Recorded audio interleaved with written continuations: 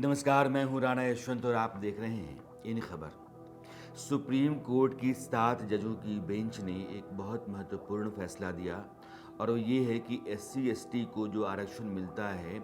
उस दायरे के भीतर आप सब कैटेगरीज तय कर सकते हैं।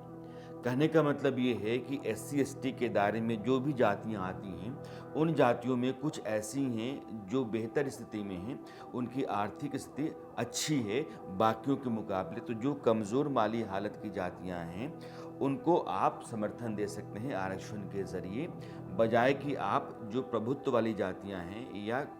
बेहतर स्थिति में हैं, उनकी आर्थिक स्थिति अच्छी है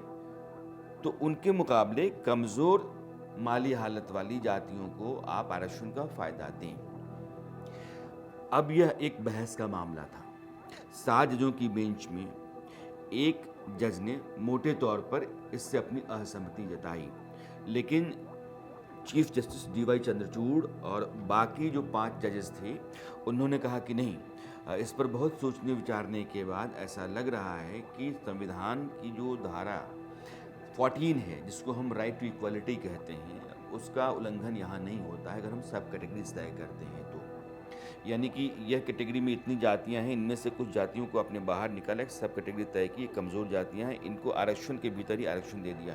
यानी कि फ़र्ज़ कर लीजिए कि 15% आरक्षण मिल रहा है तो उस 15% को 100% मान लीजिए और उस 100% में से कुछ जातियों को आप ज़्यादा आरक्षण का फ़ायदा पहुँचाइए क्योंकि वो कमज़ोर हैं और समाज देश की मुख्य धारा में उनको आगे बढ़ने के लिए आरक्षण के समर्थन की, उसकी मदद की ज़रूरत है।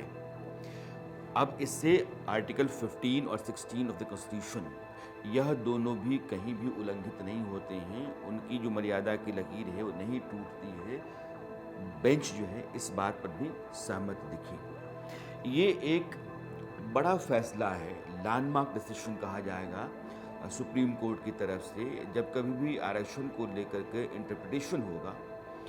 तो उसी तरीके से हो कि आरक्षण किसको मिलना चाहिए था। आरक्षण देने के पीछे जो मंशा थी वो ये थी कि जो बाकी जातियां हैं जो बेहतर स्थिति में हैं उनके मुकाबले में कमज़ोर हालत की जातियों को आप आरक्षण के ज़रिए बराबर पर ले आएँ ताकि यह समाज जो है वो समरस हो सके। विकास की मुख्य धारा में उन लोगों को लेकर के आप आते हैं तो फिर उसके बाद देश जो है ना वो इक्विटेबल जो डिस्ट्रीब्यूशन ऑफ वेल्थ है, आप कमोबेश आप कहिए कि समान विकास के अवसर आप देते हैं लोगों को। अब इससे हुआ ये है कि जब सब कैटेगरीज आप तय करते हैं, यानी कि इनके भीतर जिन लोगों ने फ़ायदा उठाया उनमें कुछ जातियां तो बहुत बेहतर हो गई, लेकिन अभी कुछ बहुत ही ख़राब हालत में हैं। तो जो बेहतर हो चुकी जातियां हैं उनको आप बाहर रख करके और जो ख़राब हालत में जातियां हैं उनको आरक्षण का फ़ायदा आप ज़्यादा दीजिए। यह जो क्रीमी लेयर का कॉन्सेप्ट ओबीसी के भीतर है उसकी तरफ भी जाता हुआ सा है कि ओबीसी में आप देखेंगे तो आरक्षण का फ़ायदा कुछ एक जातियों को ज़्यादा मिला।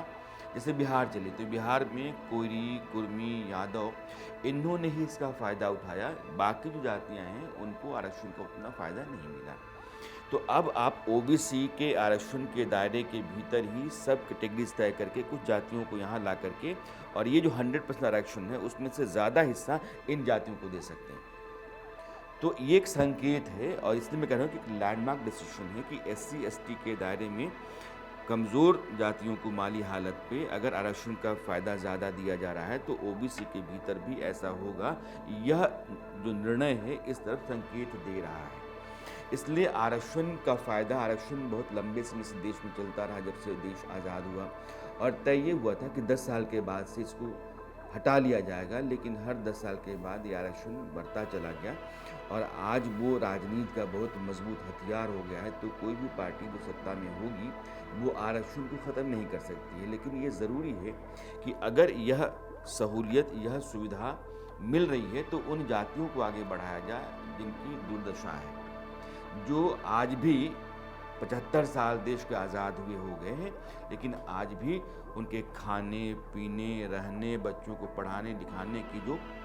बुनियादी ज़रूरतें होती हैं वो पूरी नहीं हो सकती। तो वैसे लोगों को आरक्षण का फ़ायदा मिलना चाहिए। उनको तब तक नहीं मिलेगा जब तक कि उसी दायरे के भीतर कुछ जातियाँ मजबूत स्थिति में हैं, उनके बच्चे अच्छे स्कूल में पढ़ते हैं, अच्छे कॉलेज में पढ़ते हैं,